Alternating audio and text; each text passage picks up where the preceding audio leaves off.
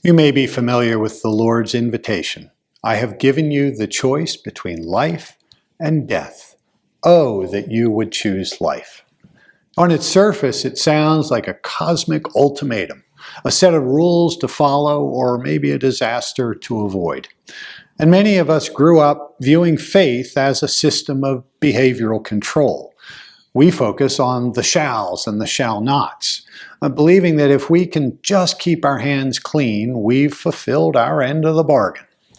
And when we're children, well, this is an appropriate way of viewing lessons from the Bible. But when we mature, our view of the world and the true nature of the Lord, well, that must mature as well. So I want to talk about that today.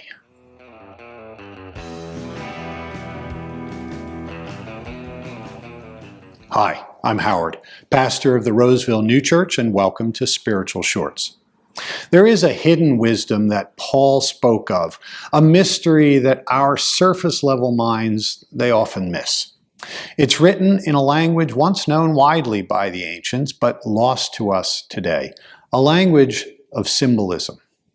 When we look at the law with these spiritual eyes, we realize that the choice between life and death isn't about where we go when we die. It's about the state of our hearts while we are living. The word is not a fence to keep you in line. It is a lamp to your feet, designed to illuminate the inner chambers of your will. Think about how we typically read the commandments. We say, well, I haven't murdered, and we feel a sense of integrity. But the Lord pushes that veil aside. He didn't come to abolish the law, but to unveil its inner spirit. He used a phrase that changed everything. But I say to you, he suggested that the smallest detail of the law, it's not found in a courtroom, but in the quietest corners of our character.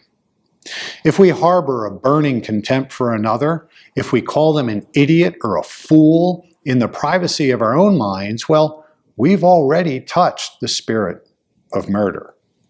If we allow our desires to be governed by a lustful intent, well, haven't we already strayed from the path of integrity? You see, the literal commandment is only a doorway. True inner obedience isn't about managing our reputation. It's about reforming our actions and thoughts so that the Lord can recreate our heart. If we only obey because we fear the fire of disaster or the hope for the gold of a blessing, we're still just serving ourselves. We're like children who only behave when a parent is watching. But the psalm speaks of someone who delights in the law, someone who hides the word in their heart. This isn't the delight of a rule follower. It's the delight of a person who has discovered that God's truths are a mirror, a map, and a medicine for the soul. The better righteousness that we're called to is one where the truth isn't just something we know, but something we become. When we choose to let go of a grudge, we aren't just being nice, we are choosing life. When we turn our eyes from worthless things to pursue what is genuinely good, we are moving from a religion of don't to a life of is. The Lord is not asking for outward perfection. He is inviting inward transformation. He wants to move us beyond the written notice of the law and into the living warmth of His Spirit. So today, look deeper than your actions. Look at your loves. Look at your affections. Look at your desires. And look at your intentions. Choose life. Not as some duty, but as a masterpiece that you are cooperating with the Lord in creating from the inside out, because that is where life begins.